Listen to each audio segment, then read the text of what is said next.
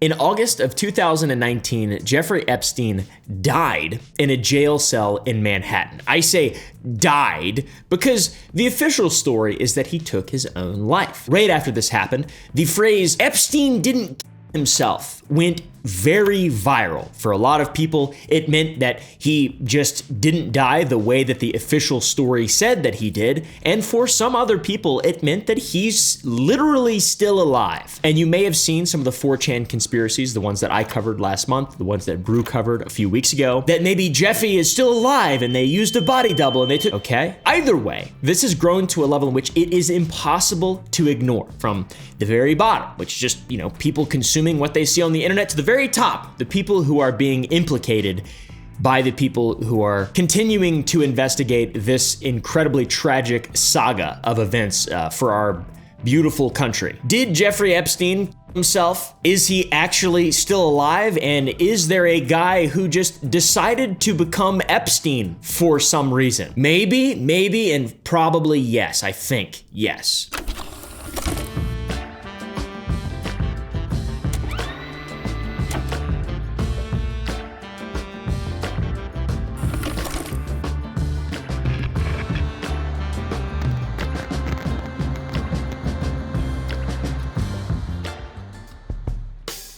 This year, some images went around claiming to show Jeffrey Epstein walking through Tel Aviv, which is a little tiny town in Israel. It pulled about 1.5 million views before anyone got around to mentioning that it was AI generated and completely fake and not real. Somebody else swore his Fortnite account was still active. That was debunked by Fortnite itself. But years before either of those, an anonymous poster claiming to be a prison guard said the real Epstein had been quietly wheeled out of the building and swapped for a body double, which is what I mentioned. Talked about it more in my 4chan video here. So the ground was ready. It had already been ready for quite a while. And in March of 2026, a man drove down I-95 in Florida with the top down, and the internet found Epstein again. Somebody in the next lane started filming. Epstein is alive. Millions upon millions of views.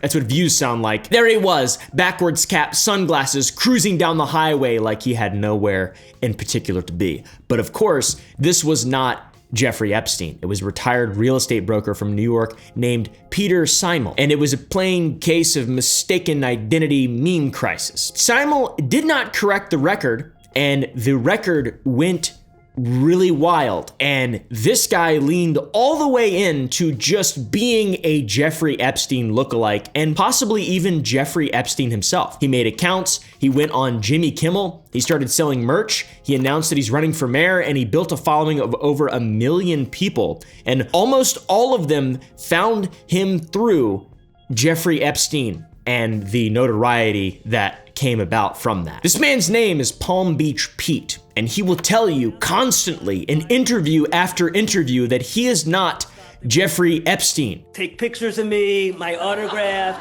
but as Palm Beach Pete. I'm not Epstein, I'm just Palm Beach Pete living my life. He is also not doing very much to make you believe that he is not Jeffrey Epstein. This is the story of the man who decided to be Jeffrey Epstein.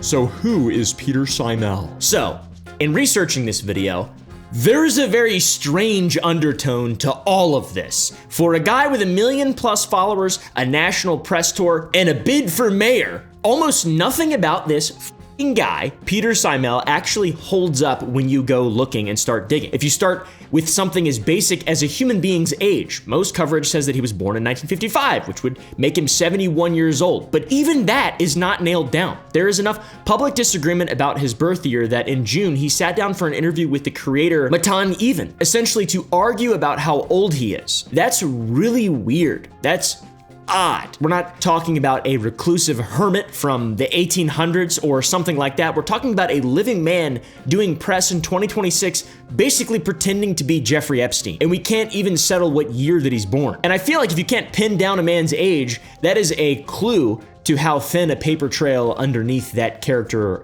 truly is. I'm about to be 30, by the way. August 29th, mark it on your calendars. We're gonna celebrate. We're not. I'm not gonna be 30, I'll be Now, there are a ton of believers that think that Palm Beach Pete is actually just Jeffrey Epstein in disguise. And there's some pretty convincing evidence, I'm gonna be real. It's like, it's a little bit convincing. You gotta be really sad to not be a little bit convinced. You know, like with most conspiracies. But the age number is very important to believers because Jeffrey Epstein was born in 1953, 2 years ahead of Pete's alleged 1955. And to someone who's already convinced the two men are one man, a 2-year gap on a birth record isn't really that big of an issue for the theory. It means that they're basically the same age. Of course, a fake identity would carry a slightly different year, you know? You just gotta look around the same age. And the difference between 71 and 73 is not much. And it's what has kept this thing exploding and given this guy a career pretending to be Epstein and leaning into that. It's that every single piece of evidence that Pete is not Epstein can be reread or read by someone who has decided that he is Epstein or not, and then see either side as evidence of how good a disguise is. And once again, it's very difficult to confirm his actual age. What we can actually confirm is very small and very ordinary. Peter Simel was born in New York, Long Island, in the town of East Williston. He went to Syracuse University and, according to his own LinkedIn profile, graduated in 1977. And he spent his career in New York City doing commercial real estate. And at some point, he retired and moved down to Florida, like a lot of well-off New Yorkers do. And that is essentially the end of the confirmable biography. That's it. Everything else is a fucking mystery about this guy. A real estate guy from Long Island who did well enough to retire in the warmth. A lot of the coverage repeats that he was a Division I tennis player. Some versions of the story upgrade that to a gold medalist or a champion, and Pete himself admits that he played tennis, and I don't doubt that he did. I've played tennis and even pickleball. That's right. But there is almost no evidence for the big version of the claim. The only hard document anybody has turned up is a newspaper archive from 1971. A Peter Simel from East Williston losing a match in the 16 and under division. And if he was born in 1955, he would have been 16 that year. So that kind of, matches up, and the hometown matches as well. There's also an International Tennis Federation profile with his name on it. So the record that we could actually verify is that as a teenager, he played junior tennis and lost at least one match. The Division I gold medalist is not reproducible from my research. We could not find it anywhere. This isn't even the first time that the internet got a hold of this guy. During COVID, Pete turned up in the background of an old episode of The Real Housewives of New York, back in season 4, my favorite season, filmed in 2011, greeting one of the housewives, Sonia Morgan, at a party. Years later, a Generation Z viewer clipped that moment and posted it with the caption, "Why is this housewife kissing Jeffrey Epstein?" And it went viral, because that's crazy. That is a crazy idea that, my girl Sonia was kissing Jeffrey Epstein in, I don't know, I've never seen the show. I don't know anybody. It went viral, TikTok took it down, and Sonia Morgan, who had done nothing but say hello to a guy at a party a decade earlier, suddenly had people online convinced that she'd been palling around with Jeffrey Epstein, which is pretty, that's pretty sad. And that's the first time that Pete's face caused a problem for somebody else. Him looking like Epstein caused an issue for somebody else. By the way, that would not be the last time. This guy has an unfortunate look. He looks exactly like Jeffrey Epstein. And this is a rare way to look. I've never seen anybody look like that, except for this guy. So before any of this, Peter Simel is a real estate guy from Long Island who once played a little tennis and once stood in the background of a reality show, retired to Florida, and happens to look like the most disgusting and infamous man in America. Now, the video that restarted it all did not come from Pete. It came from a TikTok user named Andrew Posey with handle AMPosey27, a Florida mechanic whose account was, up to that point, exactly what you'd expect. Car clips, workout videos, ordinary stuff. Fuck me raw, take it hard, break the bed, leave the scars. Yet another big win for the Chinese. Unfortunately, nothing that was ever going to do numbers, okay? And that's just the harsh reality of mechanic content. Then, in mid-March of 2026, he posted something very different. While driving down I-95, he swings his camera over to a convertible cruising in the lane next to him, and there's a silver-haired guy with the top down enjoying the day, and he tells his followers that Jeffrey Epstein is alive and well out here in South Florida. Epstein is alive. That is crazy. That is so crazy that this is our actual real timeline. That weasel hopped into that Hadron Collider out there in CERN, and shit has been ever since. It's crazy. Take me back, man. I want to play Skyrim again for the first time. All right, I want to play Halo 2, dude. I want to talk to the grave mine. I wish none of us had to deal with any of this stuff. Within a few hours, this video had 10 million views, and I get it. It's crazy. Posey has since more or less buried the video on his original profile. You have to go digging and hunting through re-uploads and other accounts to find it now, which is on its own a small irony because at this point the video is more famous than he is, which is very ironic. But it was already off to the races the second that he posted it. It belonged to the internet and specifically to the guy in the video, which is not Jeffrey Epstein, it's Pete.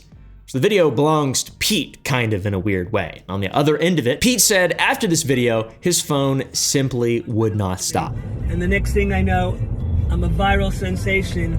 I had my phone down for about 4 hours and didn't know my phone was blowing up with all these comments from that video. So I got a lot of traction.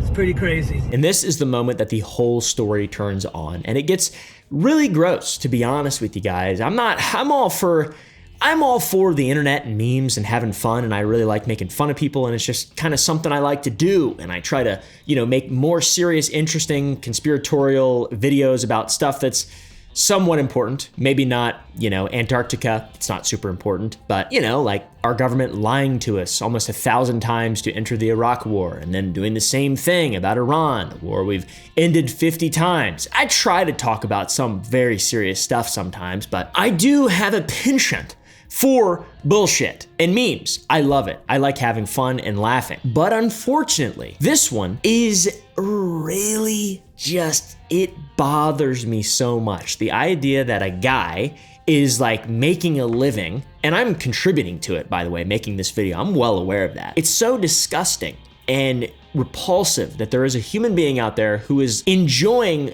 the internet calling him Jeffrey Epstein and he's leaning into it. Anyways, I couldn't imagine a more horrible curse.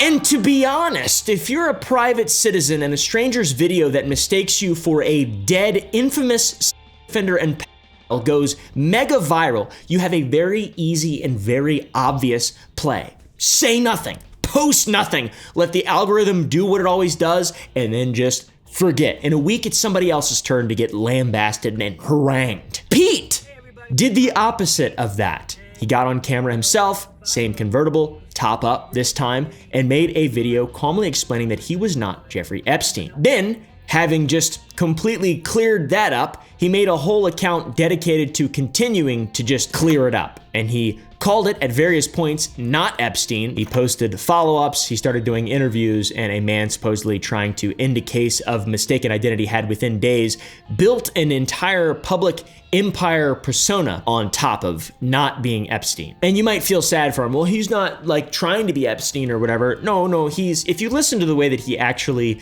denies it, his line in one version of the other is, "I'm so not Jeffrey Epstein, I'm just me." I'm so not Jeffrey Epstein, I'm just me being me. Which is like not great confirmation, brother. You're kind of leaning into it. He'll say, Jeffrey Epstein was a very bad person and he's dead, and I'm alive. I'm Peter from Palm Beach, have nothing to do with Jeffrey Epstein. He's a very bad person, what he did obviously, and he is dead, and I'm alive.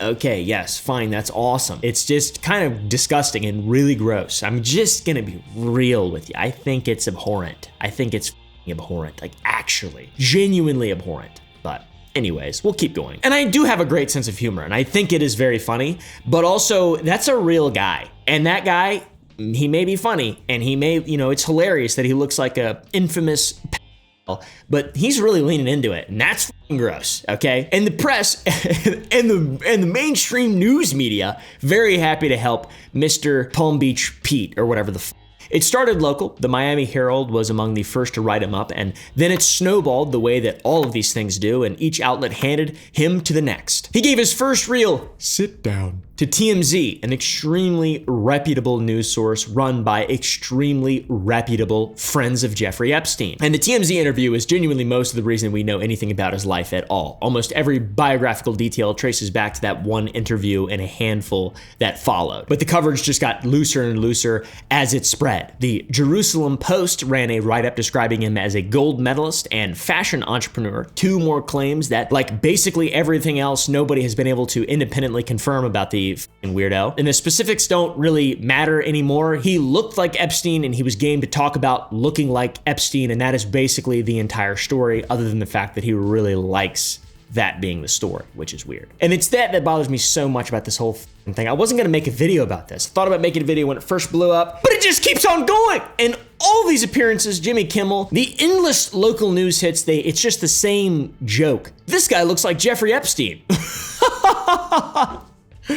Wow, that's the whole fucking thing, dude. And the reason the joke is funny, I think, the reason that so many people love the joke, the reason that any of this has any play comedically at all is very dark. It's a man who tried and abused girls, many of them underage for decades, looks like this guy. There are women who are no longer alive because of what Epstein and his crew did to them. And the thing that millions and millions of people are enjoying, and especially the guy, is what if that guy is just fun now? And he's got a convertible and he's running for mayor. It feels like a genius psyop, in my honest opinion. It feels like, hey, just get a lookalike to go out there and make a big joke out of the whole thing, and let's just, to me, it seems really gross. And I do get the jokes. I still think it's funny, and I apologize. I don't apologize. I think a lot of stuff that's not funny is funny.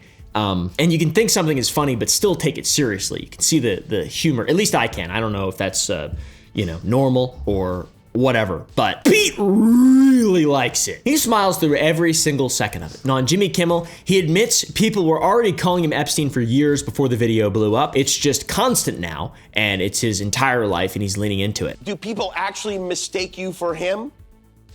They give me the double look, but now that I've gone viral, Jimmy, it's nonstop. They want to take pictures of me, my autograph. But as Palm Beach Pete. I'm not Epstein, I'm just Palm Beach Pete living my life. And then he says that most of his audience is just Gen Z. What does that even mean, dude? I'm a millennial, by the way, just in case you guys weren't aware. I'm almost 30. I was born August 29th, 1996, and I'm 6 months a millennial. 6 months younger and I'd be Gen Z. Like old Gen Z. I'm old for a Gen or Z. But I'm not a fan of this. He says his fans, his audience are Gen Z. Are we?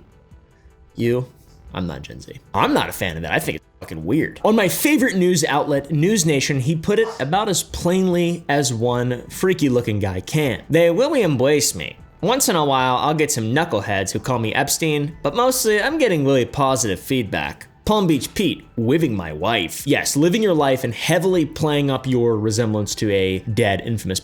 Yes, that is true. That is true. Just living your life. Maybe just a bunch of people don't really know who Jeffrey Epstein was, I guess, somehow at this point. If you don't know and you just think it's really funny, you've seen the meme, like this guy looks like that one guy who died or whatever, who was bad and stuff, and who implicated our entire government literally every single step of the way. And even the Gestapo, the FBI couldn't even cover it up. It's like, And for a man whose name is now literally everywhere and inescapable, Jeffrey Epstein spent most of his life being deliberately hard to see clearly. For the broad strokes, he came up in New York, taught briefly at an elite prep school despite not having a college degree, then landed at the investment bank Bear Stearns, and from there became a money manager for the extremely wealthy. How? I have no idea. Exactly how he himself got rich? It's never clear to anyone, including, by their own admission, the rich people around him. They didn't even know, guys. We didn't even know he was a rich file. He claimed to manage money only for billionaires, and what he seemed to really trade in was access. The consensus now is that he was an access agent. He collected powerful people the way a normal person would collect art or tiny spoons from around the world. And he moved between those extremely powerful people's worlds. Finance, politics, science, royalty. Epstein was a kind of permanent, unexplained fixture in all of those worlds at the tippy top of our society for a very long time, which is why you've had so many people come tumbling down after all the truth finally came out. And there's still like 3 million truths that are still being hidden by our government. And one of the places that Epstein put down roots was Palm Beach, Florida. He owned a mansion there very close to this guy. You know, Lutnick. Oh, God, what a great guy. Who's this guy? This is Howard Butlick. I think that's his full name, the Secretary of Commerce for the United States government. Somebody who has a lot of power and control on commerce and the economy. Pretty awesome. Really good, close friends and neighbors. Direct neighbor with Jeffrey Epstein. Of course, he never hung out with him. Ever, not one single time. Never had lunch with him on his island while he was just passing through with his family. Not a single time. All right, guys? And he doesn't have Jeffrey Epstein in a soul gym in his house. Now, I don't think, at least. Epstein owned a mansion there on El Brillo Way, and that location is where the infamy of Epstein really starts to come into play. In 2005, the family of a 14-year-old girl walked into the Palm Beach Police Department and reported that a wealthy older man had paid her for a massage at his home.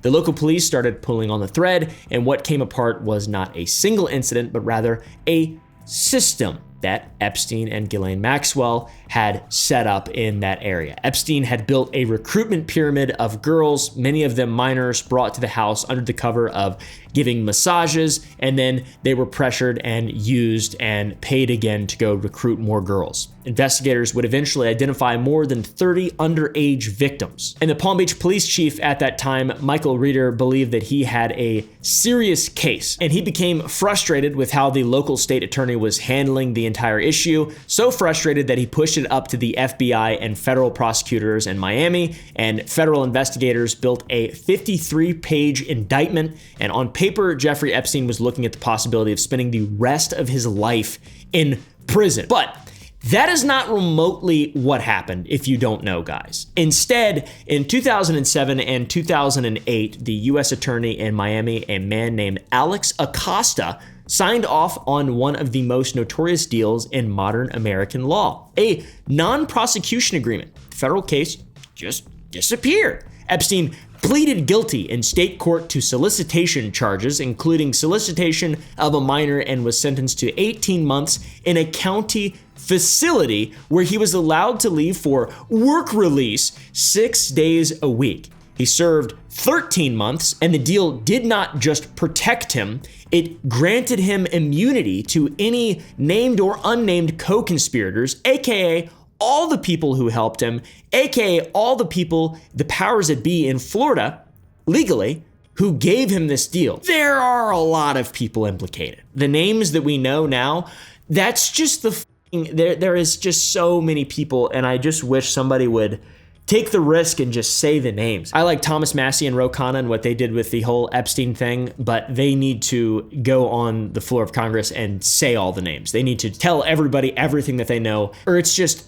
fucking over for our system. Over, dude. Years later, the Justice Department's own review of that entire situation would conclude that Acosta had shown poor judgment, and the girls he'd hurt weren't even told that the deal existed until it was done, which is a violation of many laws. But the only person to serve any time over any of this is Jeffrey Epstein, and he got to go home. He got to go home for work release. So Epstein walked on a deal that treated the trafficking of children as if it was just a solicitation beef, and for another decade he stayed rich and connected, kept the planes, kept hanging out with a bunch of powerful people, and kept his private island in the Virgin Islands, the one that everybody knows and the one that the locals had their own nicknames for. And the whole time, the mystery of where the money came from was never actually solved, and the more you looked, it seemed like the product he was actually selling and building his life off of was the company of the people in his orbit and the access that he had to those people and blackmail, essentially. It was only in 2019 when federal prosecutors in New York, working off the reporting that pried the whole thing back open, hit him with fresh trafficking charges, that it finally looked like it might land, and he was arrested that July and dead by August, conveniently. What administration did he die under? What administration is refusing to release anything? What administration came between those two administrations that also just refused to release anything? Dude, what is up with our government? I just release everything. This is the biggest conspiracy theory in history, and it is just true. It is just true. There's more evidence that it is true than there is not. And every action from everybody who actually has power and matters at the top, who's been elected or has money in some form or another, it's just all red flags. It's all red flags, dude. And it is such a clear-cut case of just, they're all bad. They're all bad, dude. On August 10th, 2019, Jeffrey Epstein was found unresponsive in his cell at the Metropolitan Correctional Center in Manhattan. New York City's chief medical examiner ruled it as by hanging. He said, he was swinging for like this from the cell. That's literally what he sounds like. And under normal circumstances, that would probably be the end of it. But obviously, it's not normal circumstances at all. The two guards assigned to watch him had, as it turned out, magically fallen asleep and then falsified records to cover it. Oh God, what a coincidence. Oh, that just happens all the time though in prisons. Prison guard people are fucking idiots. Don't you know that every single person who works in a prison is a fucking incompetent, dumbass, idiot, dipshit? Don't you know that? That's why conveniently rich and powerful people are always turning up dead whenever they go in there, whenever they have a lot of blackmail. It's because the fucking prison guards are dumb. I'm being sarcastic, by the way. Although some reliable sources have said that that is true, like John Kiriakou has said that prison guards are.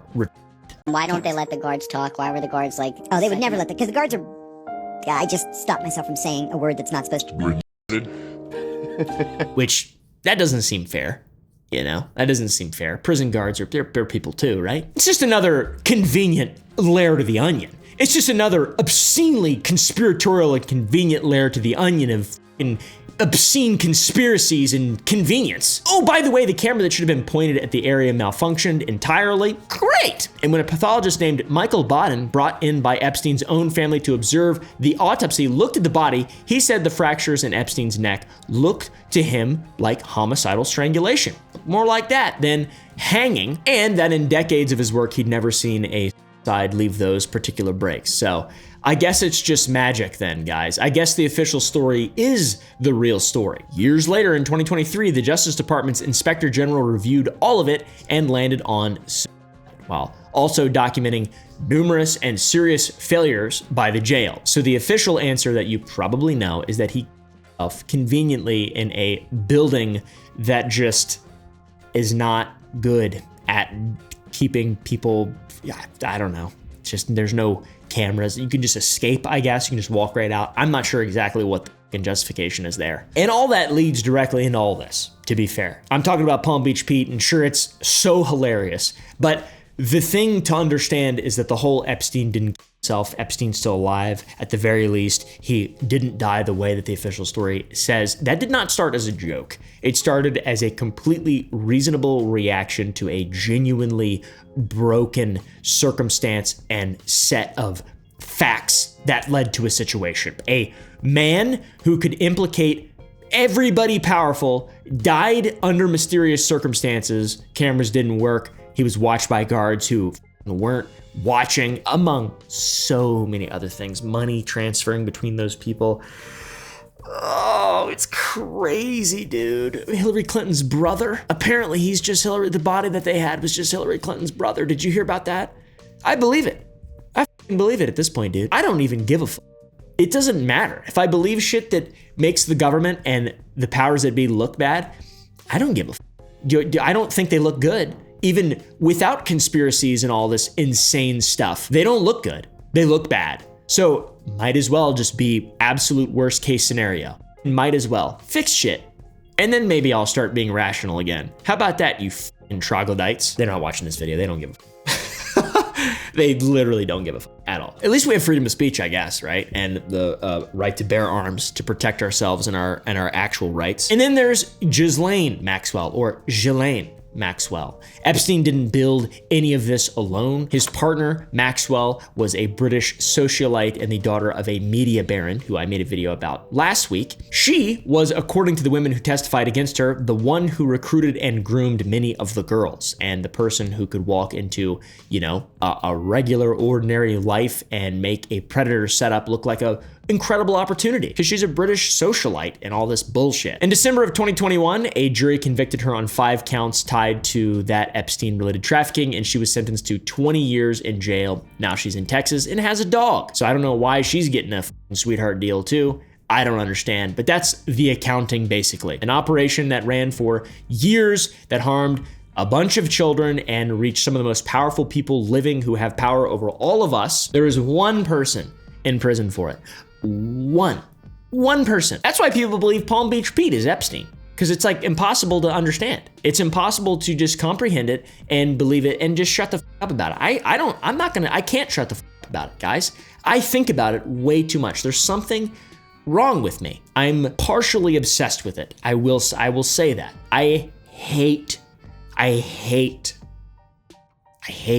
all this stuff. I hate all this stuff. I love a lot of stuff. I'm a very easygoing guy, and there's like a melancholic, evil kind of side of me that just wants to hyper focus on bad and negative things and just take my energy out on them. I think that's very normal and healthy for a man or just people. I don't really know. I'm not a woman, but I have this just fire, this like dark energy in me that I just need to talk about this. I just need to start talking about this, and I wish I could leak shit and get in trouble, but I can't. There's nothing either. It's all locked up. So today instead we're talking about Palm Beach Pete, okay? And I'm just rehashing the same shit over and over and over again because I don't want you to forget about it. So yeah, that's the guy Epstein. Very convenient sweetheart conviction, strange death. The other guy, Jean-Luc Brunel, also died in a very similar way, and Peter Simel happens to resemble him, guys. And it's a fun little coincidence, isn't it? It's just a fun little coincidence that we can acknowledge, laugh at with Jimmy Kimmel, and then just move on with our lives. Now, Jeffrey Epstein did have real business in Palm Beach that had nothing to do with the mansion and trafficking, where, you know, all the criminal stuff that everybody knows about. And through that real business in Palm Beach, there is an actual potential connection between Epstein and Pete. But the connection is Epstein's connection, not really Pete's connection. In December of 2013, Epstein took a right to buy on a lakefront property in Palm Beach, 124 Park Monceau, for just under $5 million. The deal ran through a man named Paul Prosperi, a disgraced attorney with deep political ties and a fraud conviction from the late 1990s. A conviction, notably, that had been commuted by Bill Clinton.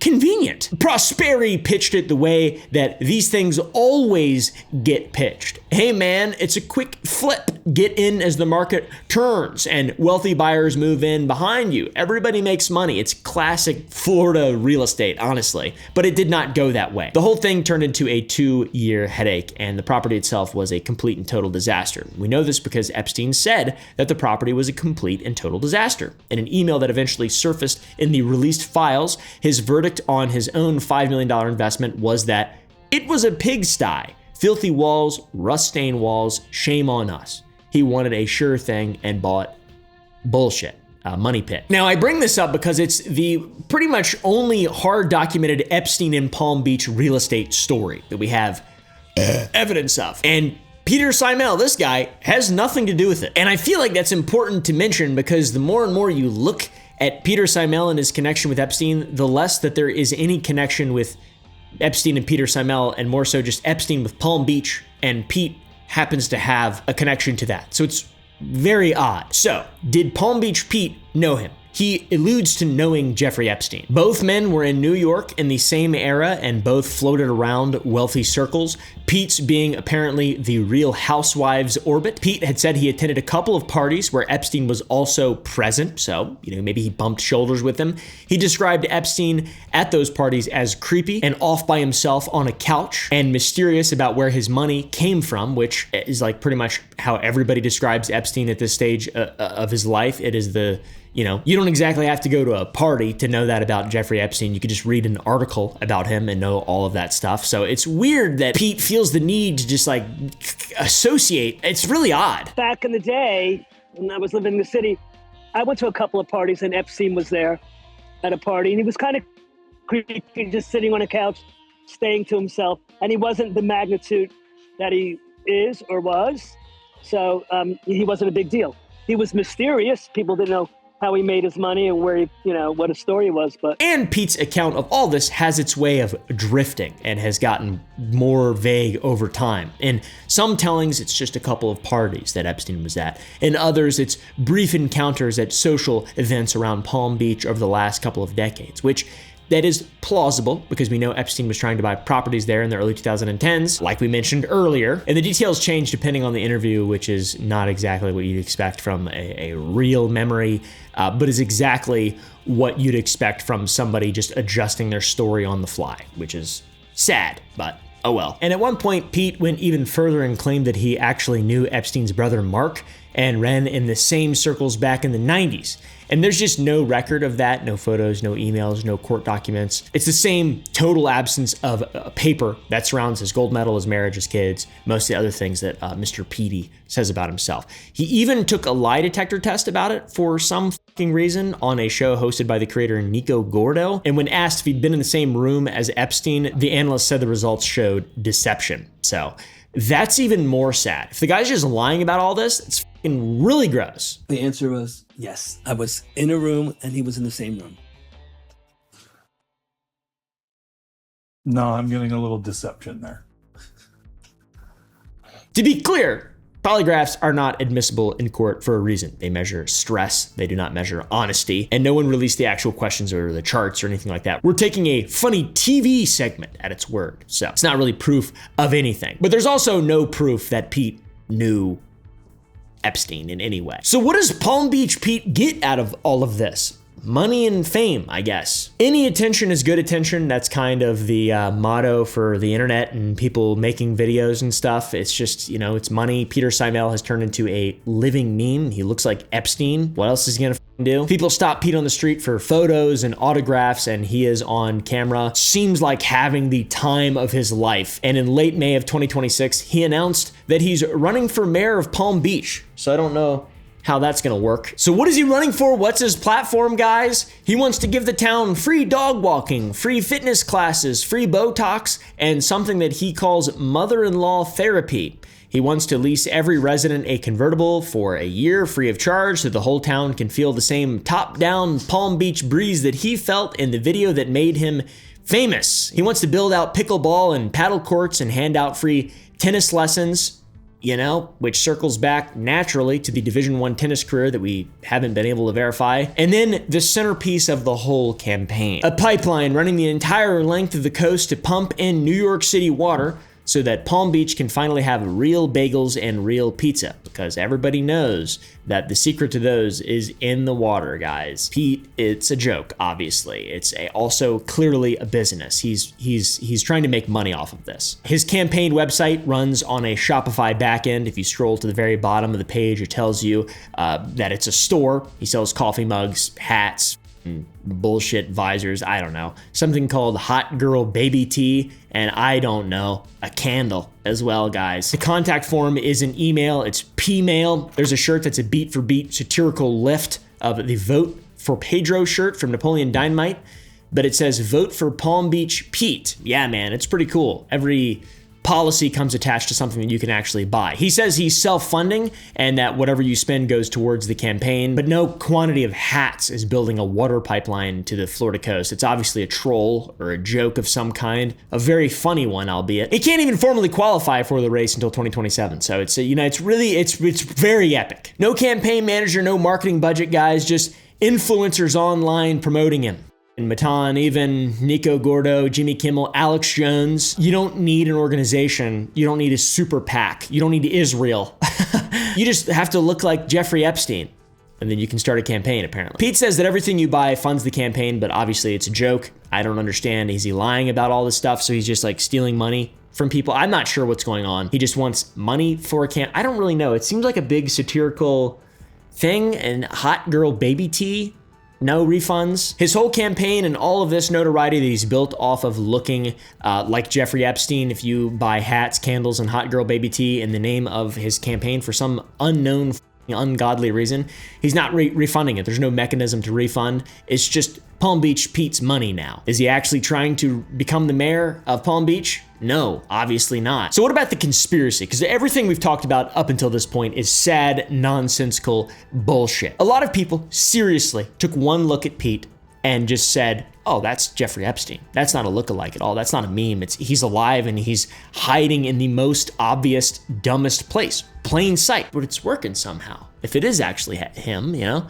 I don't know. I don't think it's actually him. So what's the evidence that Palm Beach Pete is Epstein? Because the lookalike is very different than it is literally just him. People on Reddit have done their work, you know, lining up the faces side by side, and the resemblance sort of, they have a different chin, different jaw, different nose. You think if he'd like changed it, he wouldn't have made himself look like a Epstein lookalike. He would look different. He would look completely different. He looked like Joseph Gordon-Levitt in Looper. But that stopped nobody, and for good reason, because we don't have any real information on any of this stuff. They're still withholding the files, and it seems like everybody's implicated in the entire world. That's important and powerful, so he might as well be alive. And it's not wrong to hold that belief. Like, for example, these beachgoers that hold that belief. But for some, the questions never went away. I think he's still living. I think he never died. He could still be back on the island. But then in late June, this whole thing took a turn I did not see coming. Pete claimed that he'd received a letter from the Florida Division of Elections, and the letter, he said, told him to drop out of the mayoral race, and then informed him that the state was taking over his DNA test due to public concern about his identity. He posted it to Instagram, and then he escalated. He claimed the DNA results were already back, but were being withheld from him and from the public, specifically to pressure him out of the race. And he says, going to sue.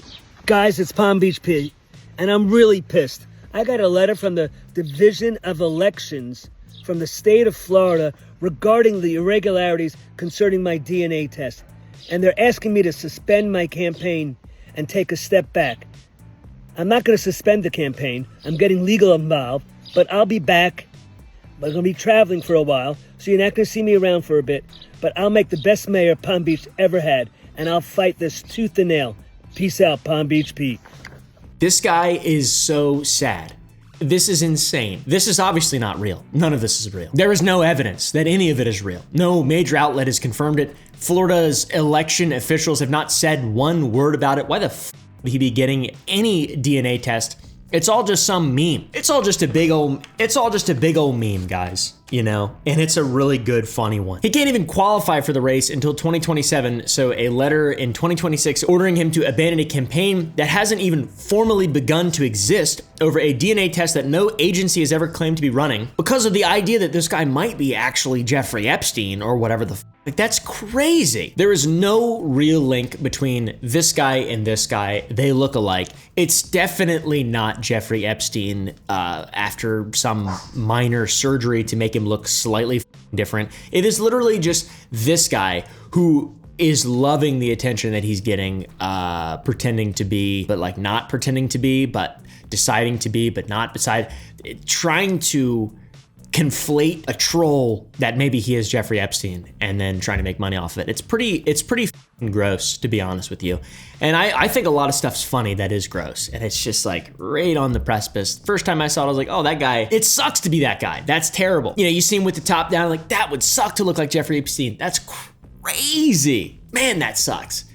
And then he just leans into it. To be clear too, I'm not trying to shame anybody for thinking any of this stuff is funny or for thinking anything is funny. I think basically everything should be joked about and it is funny. And just because I'm not gonna do it online, it's much worse being the guy who's actively doing it, who's making a career off of it, than, you know, the ones laughing at it. For example, every generation has a great conspiracy or a great tragedy to potentially make fun of or be offended by. The boomers, they had the assassinations of JFK and Martin Luther King. They had Vietnam, you know, that whole fake nonsensical thing. Vietnam was real, but you know, the reason that we got into Vietnam. Basically events in which the official versions of what happened have never quite been closed. JFK had the magic bullet, his head snapping back like maybe, oh, he just did that on his own. His head just did that. There was no bullet.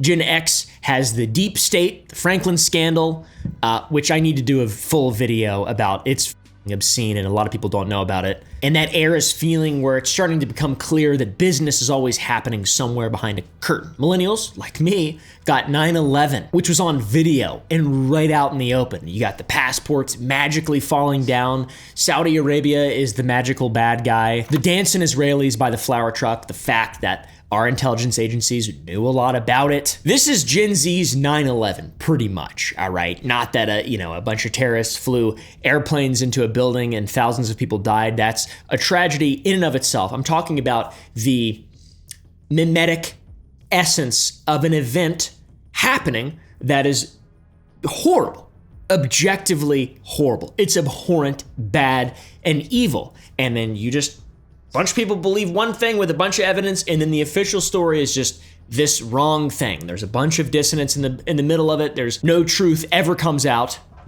And you got everybody joking about, all these tragedies, 9/11 included. And now we've got more people joking about Epstein. It's like I don't know, it's a big thing that's happened that there's nothing you can do about it. And it's clearly not real. So what are we supposed to do? I have no idea. Epstein didn't.